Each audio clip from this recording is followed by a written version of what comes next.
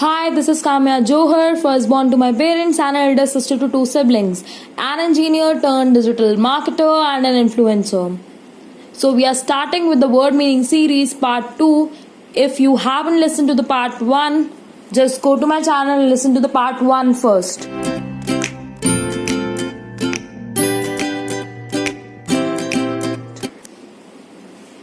First word is agnostic.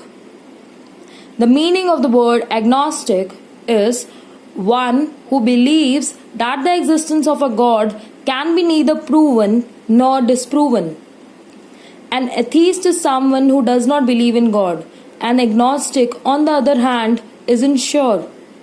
He doesn't believe, but he doesn't not believe either. Second word is alacrity. The meaning of the word alacrity is cheerful eagerness or readiness to respond. Alacrity can be used in a sentence as David could hardly wait for his parents to leave. He carried their luggage out of the car with great alacrity. Third word is allege. The meaning of the word allege is to assert without proof.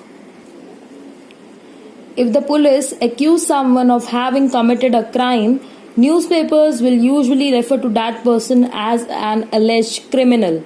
The police have alleged that he or she committed the crime, but the jury hasn't made a decision yet. Fourth word is allusion. The meaning of the word allusion is an indirect reference, often to a literary work or a hint. To allude something is to refer to it indirectly. It can be used in a sentence as when Hari said, "I sometimes wonder whether to be or not to be," he was alluding to the famous line in Hamlet.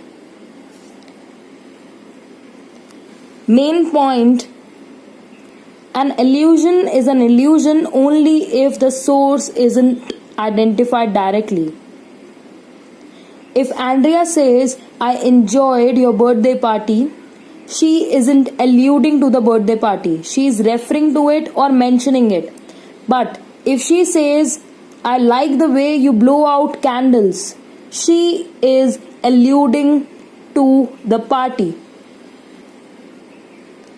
Fifth word is aloof.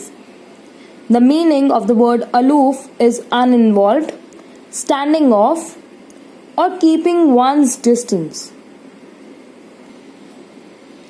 It can be used in a sentence as cats are often said to be aloof because they usually mind their own business and don't crave the affection of people. I hope you are adding value to yourself by learning these words. For more new words and vocabulary building techniques, stay tuned to my channel. Till then, stay happy, stay peaceful, stay grateful. Ta-da!